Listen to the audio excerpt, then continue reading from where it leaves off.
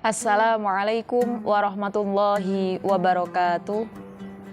Alhamdulillah, wassalatu wassalamu ala rasulillah, sayyidina wa habibina Muhammad ibni Abdillah wa ala alihi wa ashabihi wa mawalah, amma ba'dah.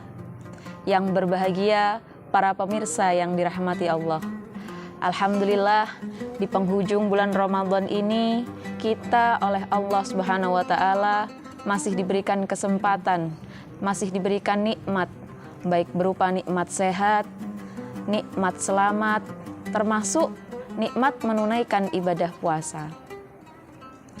Hampir sebulan lamanya kita menunaikan ibadah puasa, yang mana ibadah puasa ini wajib bagi kita sebagai orang Islam.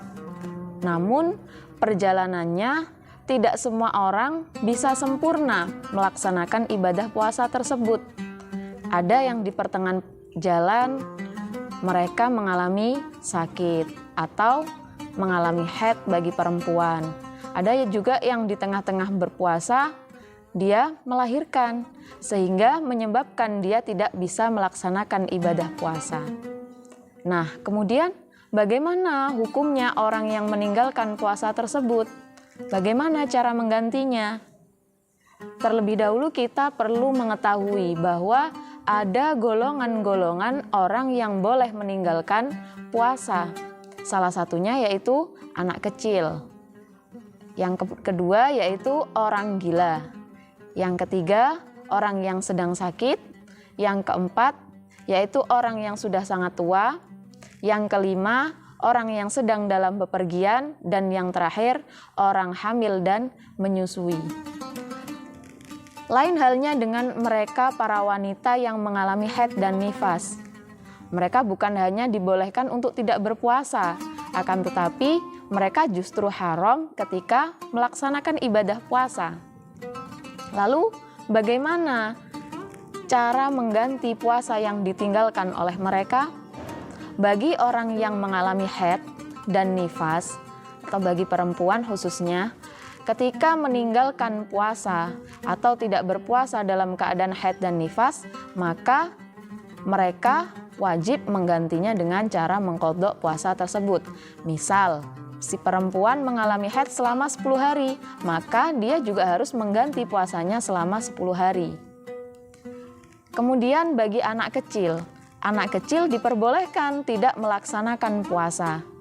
Ketika dia meninggalkan puasa atau tidak berpuasa, maka dia tidak wajib mengqadha puasa ataupun membayar fidyah.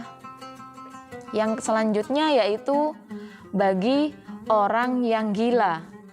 Dalam konteks orang gila yang meninggalkan puasa ini, kita perlu melihat terlebih dahulu. Kalau memang gilanya disebabkan karena sengaja atau dibuat-buat, maka dia wajib mengqadha puasa.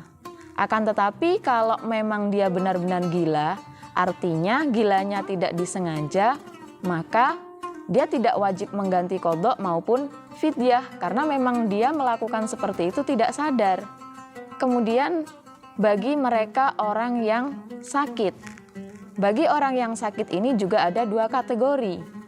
Apabila sakitnya masih ada harapan sembuh, maka ketika dia meninggalkan ibadah puasa, dia wajib mengqadha puasa. Tapi kalau memang orang yang meninggalkan puasa tersebut tidak ada harapan sembuh sakitnya, maka dia cukup membayar fidyah.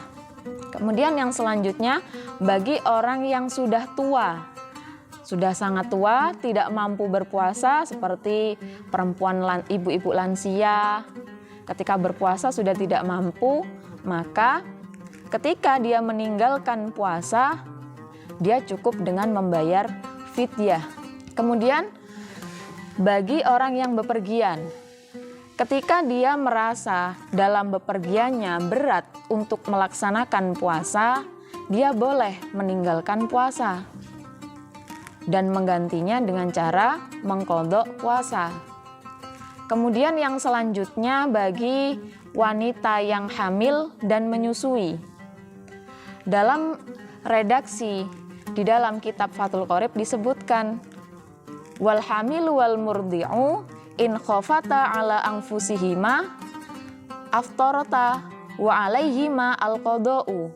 Bahwasanya bagi orang yang hamil dan menyusui, ketika dia tidak berpuasa karena khawatir akan bahaya dirinya, maka dia boleh meninggalkan puasa. Kemudian dia wajib mengqadha puasa tersebut. Wa in khafata ala auladihima al-qada'u wal kafaratu. Maka ketika seseorang yang hamil dan menyusui, jika keduanya khawatir terhadap keadaan anaknya, semisal bagi si perempuan yang hamil khawatir ketika dia puasa mengalami keguguran, atau bagi orang yang menyusui ketika dia berpuasa khawatir kalau nanti dia melanjutkan puasanya maka produksi ASI-nya semakin sedikit. Nah, bagi perempuan hamil dan menyusui yang seperti ini, mereka boleh meninggalkan puasa dan baginya wajib mengqadha puasa serta membayar kafarat atau membayar fidyah. Kemudian yang terakhir, bagi orang Islam atau khususnya bagi mereka yang sudah mukallaf memiliki kewajiban untuk berpuasa, jika pada malam harinya dia sudah berniat melaksanakan puasa, tapi ternyata siangnya dia melakukan jima, maka hukumnya berdosa berjima di waktu puasa, dan baginya diwajibkan memerdekakan budak mukmin.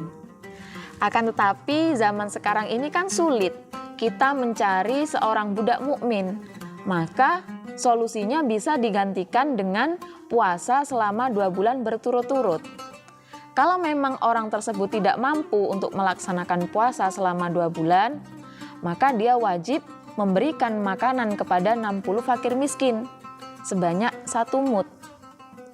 Adapun takaran 1 mud menurut kadar kita yaitu seukuran dengan 6,75 on. Akan tetapi lebih baik digenapi menjadi 7 on. Para pemirsa yang dirahmati Allah, mungkin hanya itu yang dapat kita simpulkan, kita bahas dalam pembahasan qadha puasa kali ini. Mudah-mudahan kita semua selalu diberikan kesehatan, diberikan keselamatan oleh Allah Subhanahu wa taala. Dari saya mungkin ada salah kata atau salah dalam ucapan, saya mohon maaf yang sebesar-besarnya. Wallahul muwafiq ila aqwamit thoriq. Wassalamualaikum warahmatullahi wabarakatuh.